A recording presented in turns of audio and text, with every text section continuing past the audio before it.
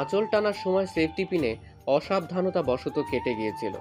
কিছুক্ষণ আগেই দেখেছিলাম, তাই তোমাকে বিছানায় এনে ব্লাউজটা খোলার চেষ্টা করছিলাম। I am sorry. নির্ঝরের মুখ থেকে সরি শুনে কেন যেন নিজের কানকে বিশ্বাস করতে পারছি না। এই 2 দিনে আমাকে এত টর্চার করেছে এই লোক, আর আজ কি না সামান্য কাটা ঘায়ের জন্য সরি বলছে, আর নিজ হাতে ড্রেসিং করিয়ে দিল। নিজের ফার্স্ট এড বক্স রেখে আলমারি খুলে একটা প্যাকেট বের করে আমার হাতে ধরিয়ে দিলেন। কিছুক্ষণ পর ফ্রেশ হয়ে এটা পরে নিও। এই ডাউন মার্কেট লাল শাড়ি আমার বাড়ির কাজের লোকও পরে না। এই পোশাকে যেন তোমাকে আর না দেখি। এখন ঘুমাও, নয়তো আবার বেঁধে রাখতে বাধ্য হব। শরীরে খুব ক্লান্ত থাকায় ওনার সাথে কথা না বাড়িয়ে বিছানায় গায়ে দিয়ে দিলাম। কিছুক্ষণের মধ্যেই ঘুম পড়িয়ে আমাকে নিজের মধ্যে বিলীন করে নিলেন। দুপুরের দিকে ঘুম থেকে উঠতেই নিজেকে একা ঘরে আবিষ্কার করলাম। নিঝড় আশেপাশে নেই। এটাই সুবর্ণ সুযোগ এখান থেকে পালিয়ে যাওয়ার। বিছানা ছেড়ে উঠে দৌড়ে দরজার কাছে গিয়েও আমাকে হতাশ হয়ে ফিরতে হলো। দরজা বাইরে থেকে লক করা, বেলকনির কাজও লক করা। এখান থেকে পালানোর আর কোনো সুযোগ নেই। এই বন্ধ দরজার জাল থেকে কি আমি আর মুক্তি পাবো না? কিছুক্ষণ থম মেরে দাঁড়িয়ে থেকে ওয়াশরুমে চলে গেলাম। শাওয়ারের নিচে দাঁড়িয়ে বিগত 2 দিনে আমার জীবনে যা হয়েছে সব কিছু একসাথে করে হিসাব মেলানোর চেষ্টা করছি। মধ্যে এসব লণ্ডভণ্ড হয়ে গেল, আর এসব হয়েছে নির্ঝরের জন্য। কখনো ক্ষমা করব না তাকে আমার এত বড় ক্ষতি করার জন্য। আমার জীবনের সবচেয়ে বড় খুশি উনি ছিনিয়ে নিয়েছেন। ফ্রেশ হয়ে নিঝরে দেওয়া মেরুন রঙের শাড়িটা পরে ভেজা চুলে বিছানায় বসে আছি। তখন নিঝর আর তার সাথে একটা মেয়ে রুমে ঢুকলো। মেয়েটার হাতে খাবার প্লেট। নিঝরের চোখের ইশারায় মেয়েটা খাবার প্লেট আমার সামনে রেখে চলে গেলেন। Have it. মেডিসিন নিতে হবে। আমার আপনার দয়া চাই না, আমাকে শুধু যেতে দিন। আর কিছু চাই না আমার। নিঝর আমার দিকে ঝুঁকে দাঁতের দাঁত চেপে বললেন, I don't like repeating myself. আমাকে রাগিও না, এর ফল ভালো হবে না। এখন যদি খাবারটা না খেয়েছো তাহলে শান্তির জন্য রেডি হয়ে যাও। পৃথিবীতে সবচেয়ে শান্ত হুমকি দিয়ে উনি আমার ঠিক সামনের সোফায় বসে পড়লেন।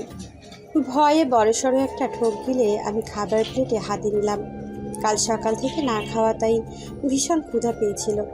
তাই আমি ডান বাম না তাকিয়ে গপাগপ গিলতে শুরু করলাম। প্রায় অর্ধেক খাওয়া শেষ করে মাথা উঁচু করতেই দেখলাম নিঝরে এক দৃষ্টিতে আমার দিকে তাকিয়ে আছেন। ওনার তাকানো দেখে খাওয়ার স্পিডটা একটু কমিয়ে অন্যদিকে ঘুরে বসলাম। এভাবে তাকিয়ে থাকলে খাওয়া যায় নাকি? খাওয়া শেষে উনি আমাকে কিছু মেডিসিন খাইয়ে দিলেন যাতে কাঁধে ইনফেকশন না হয়। ঔষধ খাওয়ানো শেষে আচমকা নির্ঝর আমাকে কোলে তুলে নিলেন। অবাক হয়ে চোখ বড় বড় করে তাকিয়ে আছে ওনার দিকে। হঠাৎ এত ভালোবাসা কিভাবে উঠলো আমার জন্য ওনার মনে? আবার প্রেমে টেমে পড়লো না তো আমার? কিন্তু আমাকে ভুল প্রমাণ করে দিয়ে উনি আমাকে চেয়ারে বসিয়ে দিয়ে বাঁধতে শুরু করলেন। আপনি আবার আমাকে বাঁধছেন কেন? ছাড়ুন আমাকে, যেতে দিন।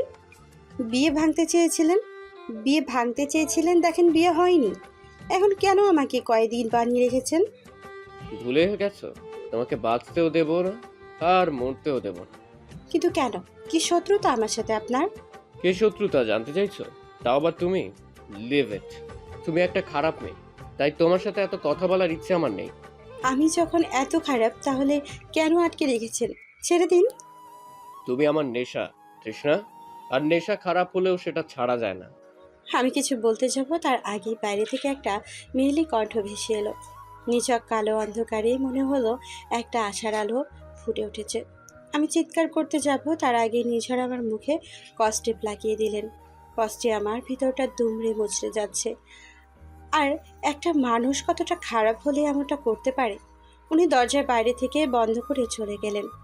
এদিকে আমি চেয়ারে হাত পা বাঁধা অবস্থায় বসে আছি। ভীষণ কান্না পাচ্ছে।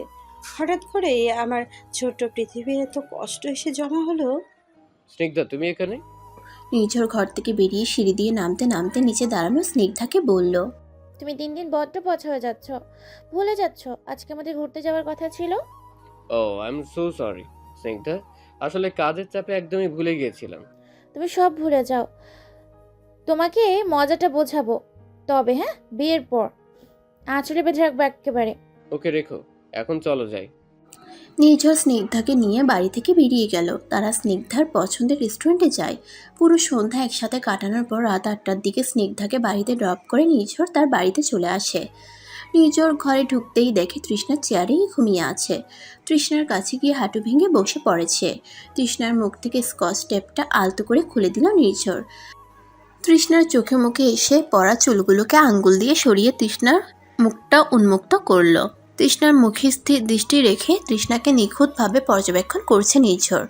কাল রাতে ঠোঁটে ক্লিপ চেপে কেটে দেওয়া জায়গা কালচে হয়ে আছে। তৃষ্ণার চুলগুলো কানের পিঠে গুজে দিয়ে ঠোঁট হালকা করে ছুঁয়ে দিল নির্ঝর। কাটা জায়গায় ঠান্ডা হাতের স্পর্শ পেয়ে ঘুমের মাঝে কেঁপে ওঠে তৃষ্ণা। তৎক্ষণাৎ হাত সরিয়ে উঠে দাঁড়ায় নির্ঝর। আলমিরা থেকে টাওয়াল বের করে ওয়াশরুমে চলে যায়। লম্বা একটা শাওয়ার নিয়ে বেশ কিছুক্ষণ পর বের হয় নির্ঝর। তৃষ্ণা আগের ভঙ্গিতেই ঘুমিয়ে আছে। নির্ঝর একটু এগিয়ে গিয়ে তৃষ্ণার বাঁধল খুলে বিছানায় শুইয়ে দিয়ে সিগারেটের প্যাকেট আর মদের বোতল নিয়ে ব্যালকনিতে চলে যায়। রাতের গভীরতার সাথে সাথে অন্ধকার পাল্লা দিয়ে বাড়ছে। নির্ঝর তার চিরচেনা ভঙ্গিতে হাতে মদের গ্লাস আর আঙ্গুলের ভাঁজে সিগারেট নিয়ে রকিং চেয়ারে বসে আছে।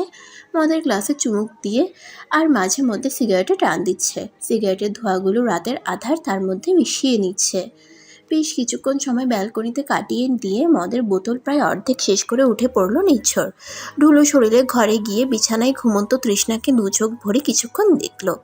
তৃষ্ণার দিকে ঝুঁকে তৃষ্ণার কপালে একটা চুমু খেয়ে তৃষ্ণাকে আষ্টে পিষ্টে জড়িয়ে ধরে ঘুমিয়ে পড়ল নির্ঝর। হ্যাঁ, আমি নিজেকে আপনার কাছে বিক্রি করতে চাই, কিন্তু বিনিময়ে আমার অনেক টাকা চাই।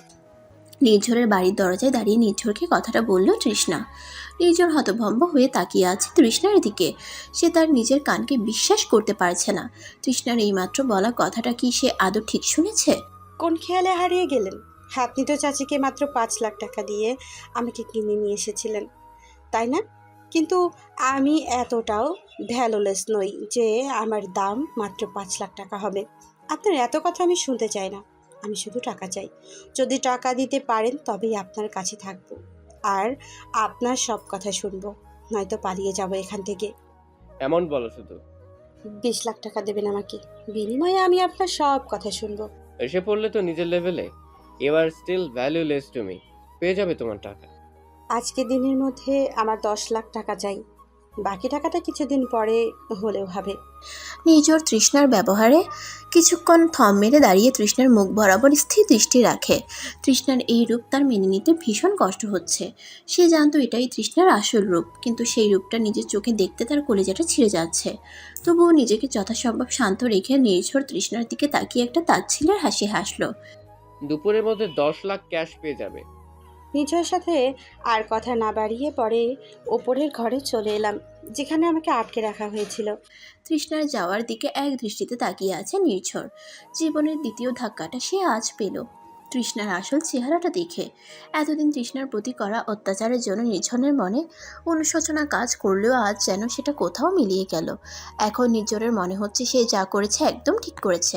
ঘরে ঢুকেই নিজেকে ওয়াশরুমে বন্দি করে নিয়ে শাওয়ারের নিচে ধপ করে বসে পড়লাম। কয়েক ঘন্টার ব্যবধানে আরেক দফা ঝড় নেমে এলো আমার জীবনে। কোথায় আমি ভেবেছিলাম এই বন্দি কারাগার থেকে মুক্তি পেয়েছি, কিন্তু ভাগ্য তো আমার সেই কারাগারেই এনে ফেলে দিল। কয়েক ঘন্টা আগে ঘুম ভাঙতেই নিজেকে নিঝড়ের বুকে আবিষ্কার করলাম। লোকটা এতটা বাজে যে আমি প্রতিবার তার খারাপ দিকগুলো দেখে আগের থেকেও বেশি হতাশ হই। এত কিছু করার পরে আবার আমাকে বুকে নিয়ে ঘুমাচ্ছে। নিঝড়ের বুক থেকে আস্তে করে নিজেকে সরিয়ে নিলাম। নিঝড়ের শরীর থেকে বিশ্রী মদের গন্ধ আসছে। না জানি কত মদ গিলেছেন সারা রাত। বিছানা থেকে উঠে বেলকনির সামনে গিয়ে দাঁড়াতেই দেখলাম বেলকনির কাজ খোলা। হয়তো মদের নেশায় নিঝড় কাজ লক করতে ভুলে গেছেন। এই সুযোগটা হাতছাড়া করা যাবে না, কিছুতেই না। ধীর পায়ে আলমারি খুলে আমার পরে আসা বিয়ের শাড়িটা বের করে বেলকনির রেলিংয়ের সাথে শক্ত করে বেঁধে নিলাম। পুনরায় ঘরের সামনে এসে নির্ঝরকে এক নজর দেখার উদ্দেশ্যে কাছের আড়াল থেকে ভেতরের দিকে তাকালাম। এখানে আসার পর থেকে শুধু যাওয়ার চিন্তাই করেছি, কিন্তু আজ যখন চলে যাচ্ছি তখন বুকের বাঁ পাশে চিনচিনে ব্যথা করছে। নিঝরের ঘুমন্ত মুখটার দিকে তাকিয়ে মনে হচ্ছে সময় যদি এখানেই থেমে যেত। কিছুক্ষণ সময় ভাবতেই পার করে দিয়ে শাড়ি বেয়ে নেমে পড়লাম। আবছা আলো আর আবছা অন্ধকারে খেলা খেলছে প্রকৃতি। ভোরের সময় পক্ষীকুল ছাড়া আর কেউ নেই রাস্তায়। পিচ ঢালা রাস্তা দিয়ে গন্তব্যহীন ছুটে চলেছি। বহু কষ্টে নিঝড়ের গার্ডদের নজরে এড়িয়ে পালিয়েছি। চাচির কাছে যেতে পারবো না।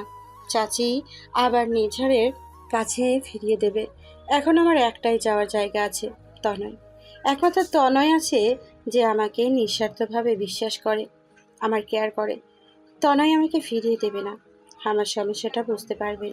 কতদিন হয়ে গেছে তিতলিকে দেখিনি, তিতলিকে বুকে জড়িয়ে ঘুম পাড়িয়ে দেইনি। না জানি আমার মেয়েটা আমাকে ছাড়া কিভাবে আছে। রাস্তায় জগিং করতে থাকা এক মহিলার কাছ থেকে মোবাইল নিয়ে তনয়কে ফোন দিলাম। তনয়কে ফোন দিলে তনয় একটা হাসপাতালের ঠিকানা দিল যাওয়ার জন্য। কার শরীর খারাপ হলো? তনয় অসুস্থ নয় তো? হাসপাতালের কাছে থাকায় হেঁটেই রওনা হলাম। কিছুক্ষণ হাঁটার পর হসপিটালে পৌঁছে গেলাম। হসপিটালের করিডোরে এপাশ থেকে ওপাশ পায়চারি করছে তনয়। আমাকে দেখে চোখের পানি ছেড়ে দিলেন সে।